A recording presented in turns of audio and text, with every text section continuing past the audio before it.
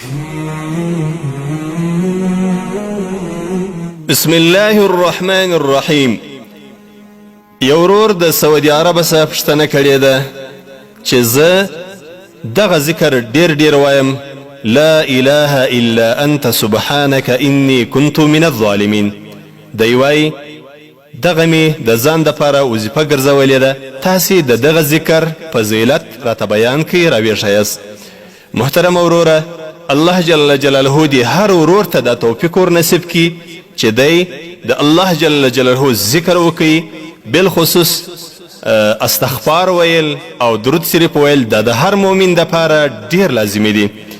د سیدنا سعد رضی الله عنه مبارک سره روایت دی، قال رسول الله صلى الله عليه وسلم دعوة ذي النون إذ دعا وهو في بطن الحوت لا إله إلا أنت سبحانك إني كنت من الظالمين، فإنه لم يدعو بها رجل مسلم في شيء قط إلا استجاب الله له.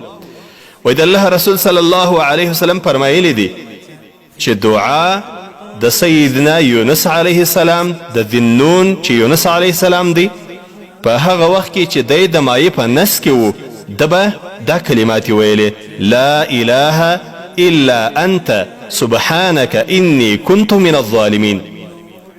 د الله رسول صلی الله علیه وسلم فرمایلی دی چې یو څوک دغه ذکر وکړي، دغه الفاظ، دغه دعا د سیدنا یونس علیه السلام په خپل دعا کې ووایي او د الله جل جلاله څخه یو څه وغواړي، الله جل جلاله به د دعا قبوله کړي، هغه څه چې دی غواړي الله به ورکړي.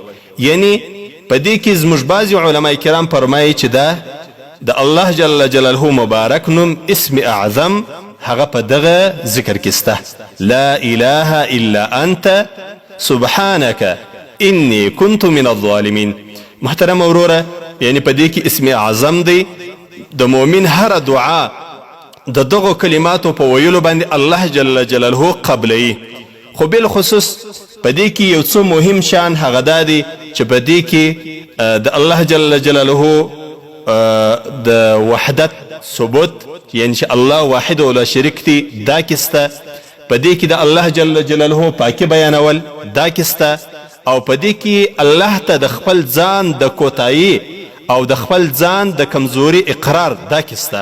لا اله الا انت دا یوه حصه سول، سبحانك دا بله حصه سوه، اني كنت من الظالمین دا بیا بله حصه سوه. یعنی دا ډیر مختصر ذکر دی، خو په دې کې ډیر شان راجمع سوي دي، هم استغفار دی، هم تسبیح ده، هم د خپل د ګناو د خپل کمزوري اقرار دی.